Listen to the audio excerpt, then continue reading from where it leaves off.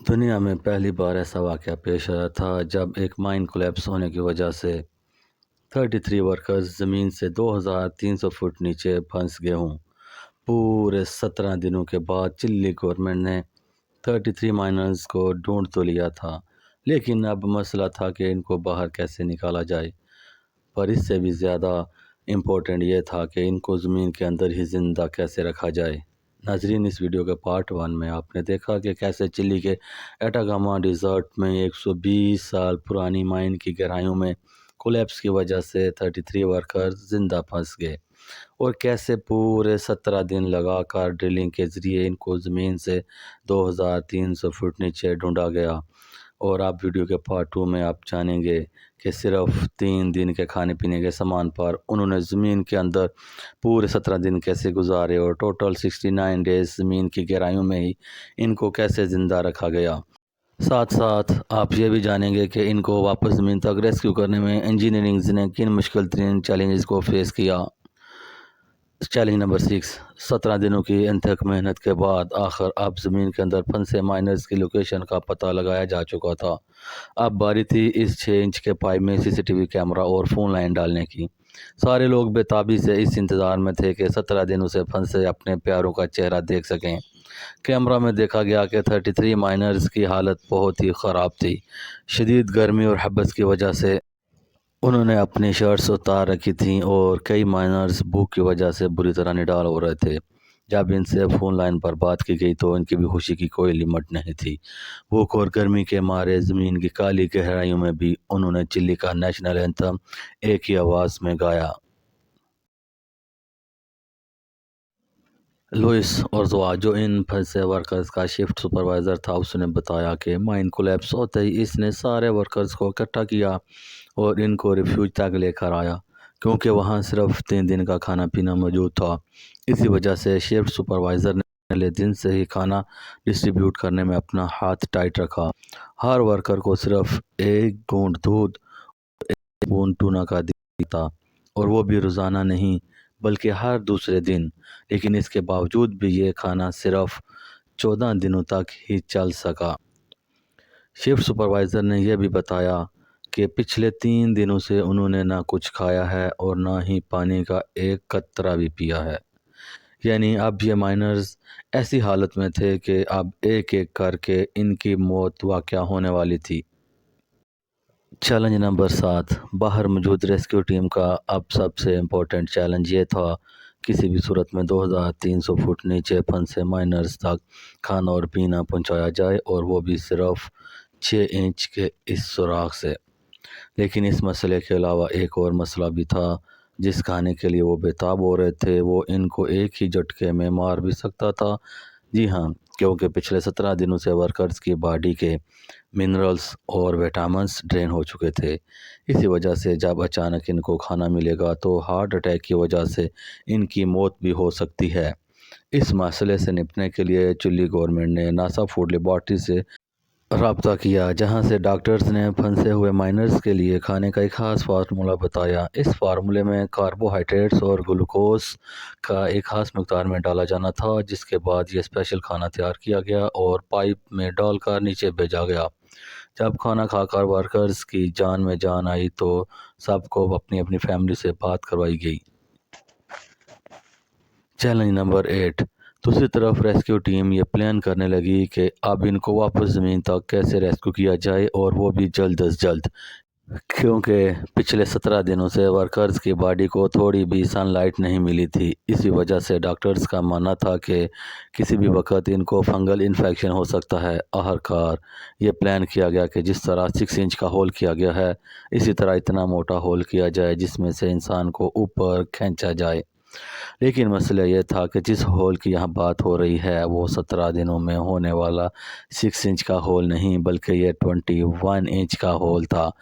یعنی 21 انچ کا ہول، اور وہ بھی 2300 فٹ گہرا۔ ایک اندازہ لگایا گیا کہ یہ ہول کرنے میں تقریباً 3 مہینے کا وقت درکار تھا، یعنی 19 ڈیز تو اس موٹے ہول کو کرنے میں لگیں گے، کیونکہ اب سب سے فاسٹ سلوشن یہی تھا۔ اسی وجہ سے فوراً ہیوی ڈرلنگ رگز منگوائی گئی اور کام سٹارٹ کروا دیا گیا۔ Challenge number 9। अब पूरे 20 दिन गुजर चुके थे। दूसरी तरफ माइनिंग मिनिस्टर्स इस प्लान में लग गए कि इस हॉल से वर्कर्स को ऊपर कैसे खींचा जाएगा, क्योंकि गहराई इतनी ज़्यादा है कि एक वर्कर को ऊपर लाने में 1 घंटे का वक्त रिक्वायर्ड था और बीच रास्ते में वो ऑक्सीजन ना होने की वजह से मर भी सकता है। इसी वजह से एक ऐसी मशीन बनाई जाए जिसमें ऑक्सीजन भी मौजूद हो। इस मशीन को बनाने के लिए चिली गवर्नमेंट ने एक बार फिर से नासा से रब्ता किया। नासा स्पेस एक्सपर्ट्स ने एक सलूशन दिया कि एक कैप्सूल बनाई जाए जिसका डायमीटर हॉल के साइज जितना हो। इस कैप्सूल में ऑक्सीजन सिलेंडर्स भी लगाए जाएं ताकि बीच रास्ते में अगर कैप्सूल किसी वजह से रुक भी जाए तो कैप्सूल में मौजूद वर्कर को किसी किस्म का नुकसान ना हो। नासा ने यह कैप्सूल बनाने में कम से कम 2 महीनों का वक्त बताया। जब तक ड्रिलिंग का काम ख़त्म होगा तब तक कैप्सूल भी तैयार हो जाएगी। Challenge number 10। अब पूरे 26 दिन गुजर चुके थे। एक सेकंड इंतहाई कीमती था। माइनिंग साइट पर टीवी चैनल्स 24 आवर ब्रॉडकास्ट कर रहे थे और पल पल की खबरें पूरी दुनिया में दिखाई जा रही थी। ड्रिलिंग टीम ने अभी सिर्फ चंद फीट की ड्रिलिंग ही कंप्लीट की थी कि अचानक एक और मसला खड़ा हो गया। ड्रिलिंग टीम जिन हाइड्रोलिक पाइप से ड्रिल कर रही थी वो लीक हो गया और पूरा ड्रिलिंग का काम मेंटेनेंस की वजह से रोक दिया गया। ये न्यूज़ देखकर एक और ड्रिलिंग कंपनी ने अलग टेक्नोलॉजी से ड्रिलिंग करने और फंसे वर्कर्स को निकालने की सर्विसेज ऑफर की। तभी ये सोचा गया कि सिर्फ एक ड्रिलिंग से काम नहीं बनेगा बल्कि किसी और टेक्नोलॉजी से ड्रिलिंग का ऑप्शन भी रखा जाना चाहिए, यानी प्लान बी बनाने का वक्त आ चुका था। प्लान बी के मुताबिक हैमर ड्रिलिंग रिग मंगवाई गई जो पत्थरों को प्लान ए वाली रिग की तरह काटेगी नहीं बल्कि ये पावरफुल हैमर इनको तोड़ने लगेंगी, और वो भी सिर्फ 1 महीने में। अब पूरे 30 दिन गुजर चुके थे।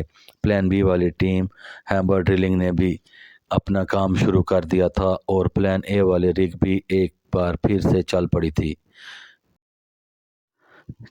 Challenge number 11। जब तक ड्रिलिंग का काम मुकम्मल होता चिली गवर्नमेंट ने फंसे वर्कर्स को एंटरटेनमेंट के लिए आईपॉड्स भेजे ताकि मुसलसल दुनिया से कट जाने की वजह से ये लोग किसी जहनी बीमारी का शिकार ना हो जाएं। पूरे 45 दिन गुजर गए और ड्रिलिंग का काम मुसलसल चलता रहा। प्लान बी वाली रिग प्लान ए से काफ़ी ज़्यादा फास्ट थी और आधे से ज़्यादा होल कंप्लीट कर चुकी थी, लेकिन तभी एक और चैलेंज आ खड़ा हुआ। प्लान बी वाली रिग का हैमर मुसलसल चलने की वजह से टूटकर बुरी तरह फंस चुका था। हॉल में हैमर फंसने की वजह से काम रोकना पड़ा और अब मसला था कि लोहे के हैमर को कैसे निकाला जाए।